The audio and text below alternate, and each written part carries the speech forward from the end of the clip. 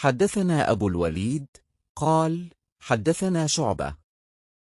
قال وحدثني بشر بن خالد أبو محمد العسكري قال حدثنا محمد عن شعبة عن سليمان عن إبراهيم عن علقمة عن عبد الله قال لما نزلت الذين آمنوا ولم يلبسوا إيمانهم بظلم سورة الأنعام آية 82 قال أصحاب رسول الله صلى الله عليه وسلم أينا لم يظلم؟